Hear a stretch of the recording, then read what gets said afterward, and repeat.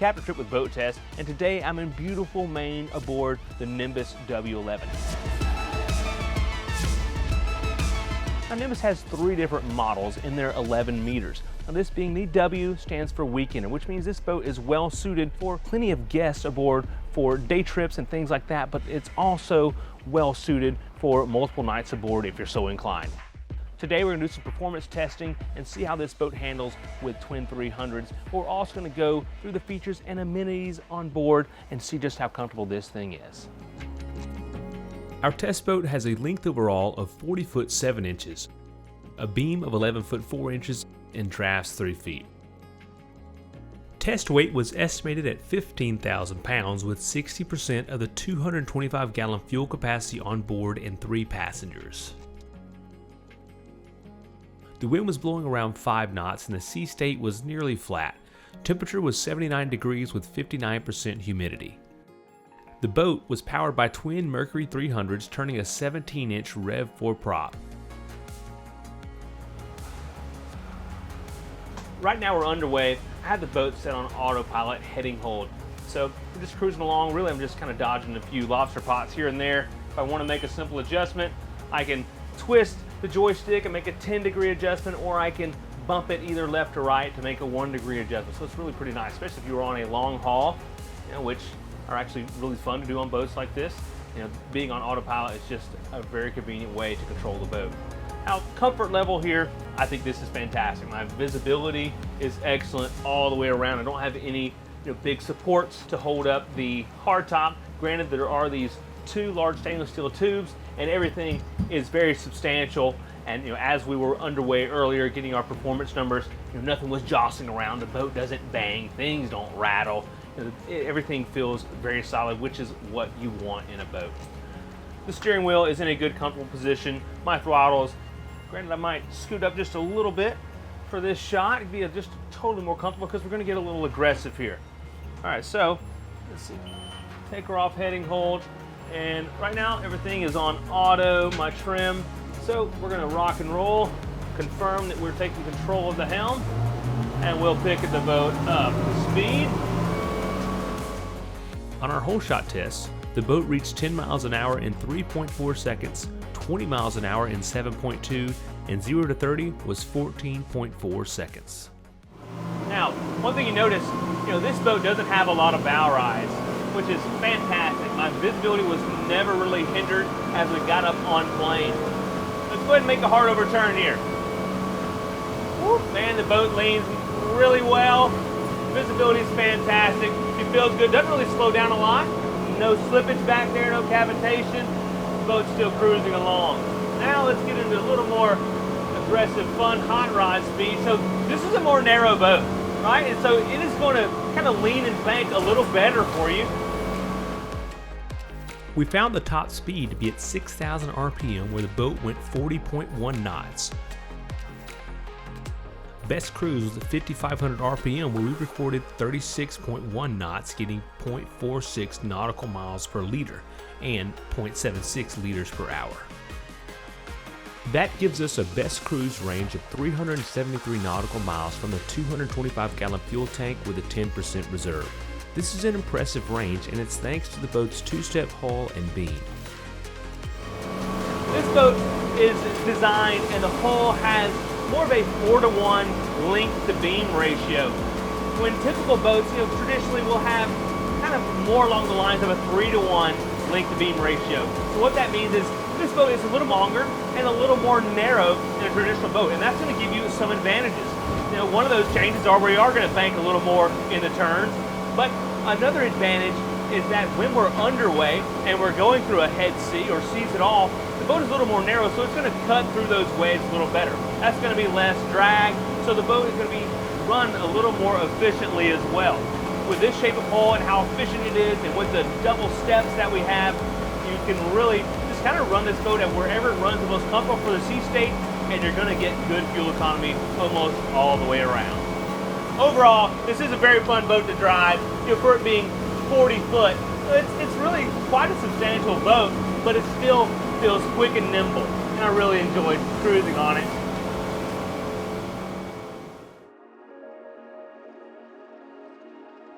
This boat is currently powered by twin 300s. Now you can also option up for twin 400s, but I found that the twin 300s were adequate as we were doing our running around and testing earlier today. Now also on the stern, you have a 4-step swim ladder, which is very substantial and sturdy. You can almost pick up the boat with that swim ladder, it looks like. On the port side, there's a dedicated stern anchor with anchor locker and windlass. Now this is a fantastic option to have. Maybe you want to approach a beach, bow in, or maybe you're approaching the dock, bow in. I also want to mention there's a flip-up platform across the anchor wheel to make coming across a little bit easier. One optional feature we didn't have on our test boat, but which we have been able to experience at the boat shows, is a hydraulic swim platform. It can be lowered 30 centimeters below the waterline with folding stairs on either side of the cockpit, and can also be raised above the cockpit level to be used both as a diving platform or for easy access to docks of various heights. Now on the port side, there's a dedicated lock over here for fender storage and also access to your anchor rod. And all the way around the boat, there are these substantial 12-inch cleats to make tying off really easy. On the starboard side is another storage locker for more fenders, lines, and shore power cord storage. But there's also a hot and cold freshwater shower here as well, and you can rinse that salt water off of you before you come aboard. One feature that we're seeing become more prevalent on your more premium boats is a fold-down swim platform. And Nimbus has managed to give us one that is 6.5 foot in length here. Now this is going to make accessing the water for swimming or a tender a little more convenient, but also maybe you're at anchor, this will give a little more walking around room for your guests. One thing this boat is not short on are places to relax. Now in this current configuration, you can see there's a large sunbed. This is 6 foot 8 inches in length and about 44 inches wide. But if you need a little more seating here in the cockpit, this seat back can be flipped up into place. And now this gives us a large U-shaped seating area where we can gather around this table, which can also be opened up to increase the enjoyability and usability of this area. You could probably sit 4 or 5 people around the table and then a little bit more on the outside. There's a lot of room here for all your guests. And this table can be flipped up out of the way to give more space within the cockpit or easy access to this larger locker, which has plenty of room for line spinners or maybe some bags of your guests. Moving on the starboard side is the Galley, and it has a double stainless steel sink, a small recess for your smaller items you may be carrying aboard, and an electric cooktop.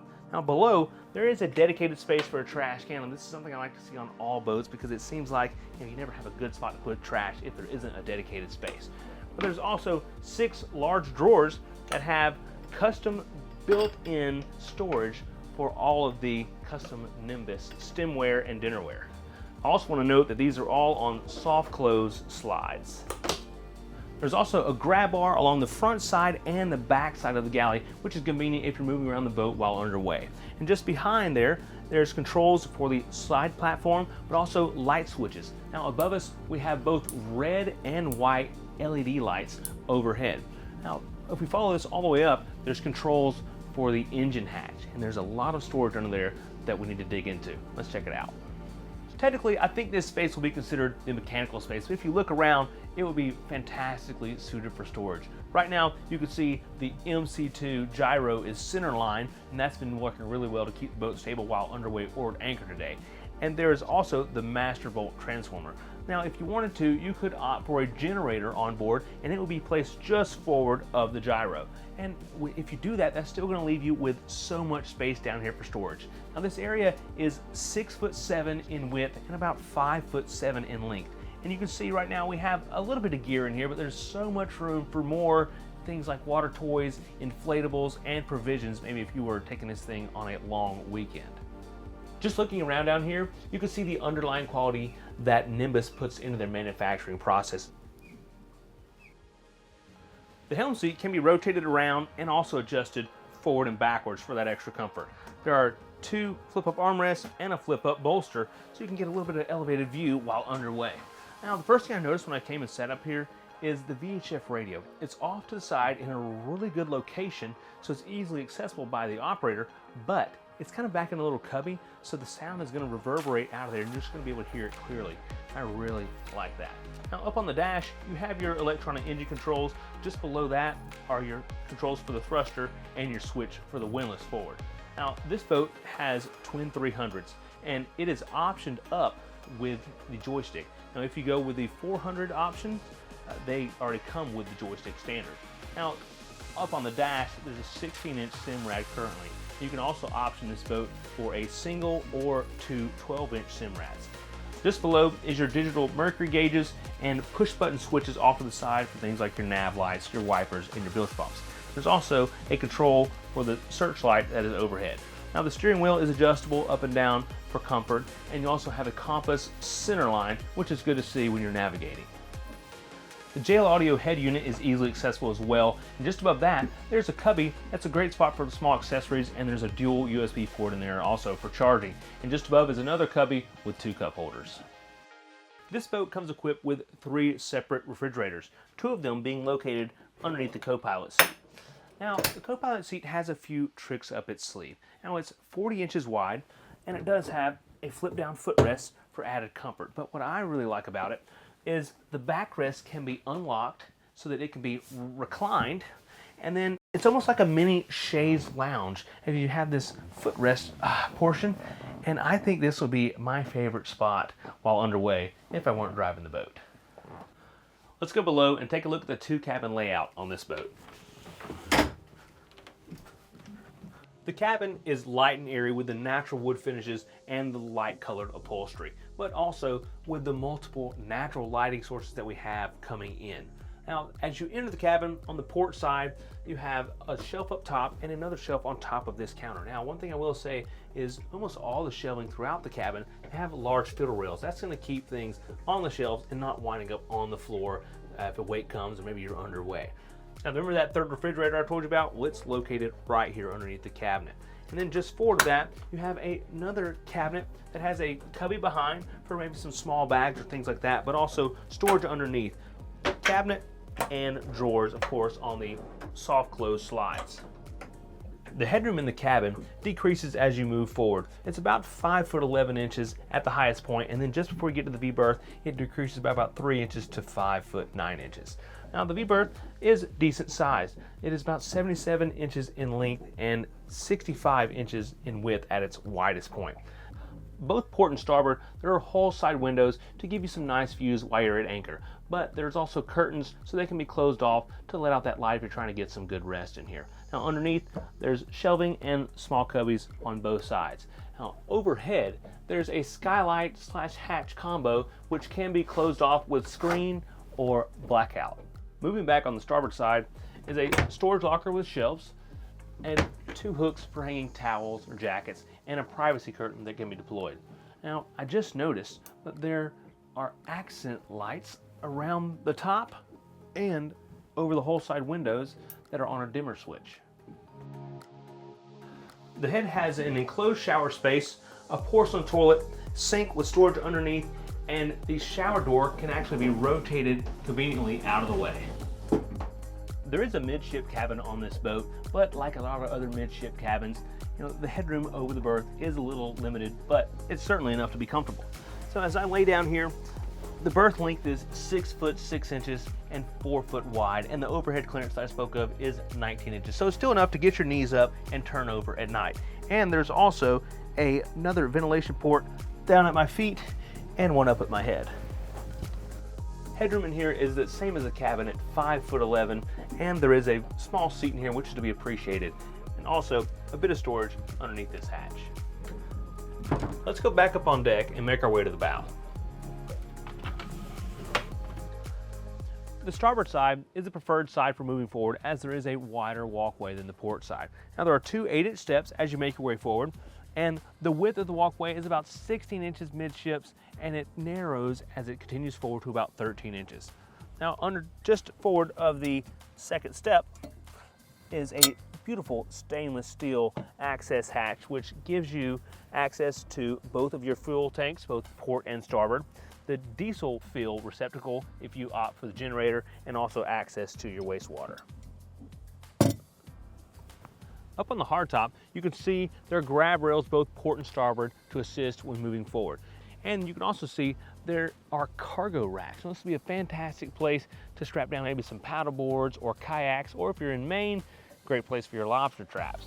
Or if you want to increase your solar capacity, put a large solar array up here as well. Now a little farther back, you can see there are 2 solar panels which are standard. Now these are 114 watts apiece.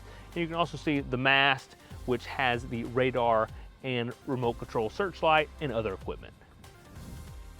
Up on the bow, the sun pad will be a great place for lounging. Now it is about 6 foot long and 5'6" in width. And of course it's fantastic in this orientation, but if you would like a little backrest, you can lift up these backs, and these are adjustable backrests at different orientations until you are comfortable. This will be a good spot for a nap. Moving all the way forward, there's another locker with a considerable amount of space. Might be a good spot for extra lines and fenders. We also have the 12-inch cleats continuing and access to our anchor rod. Plenty of room down there for that, and also ties for a few extra lines. On the starboard side are the controls for our windlass, and all the way forward there is our little mounting points for the swim ladder, which would go off the bow. Great for pulling up to the beach.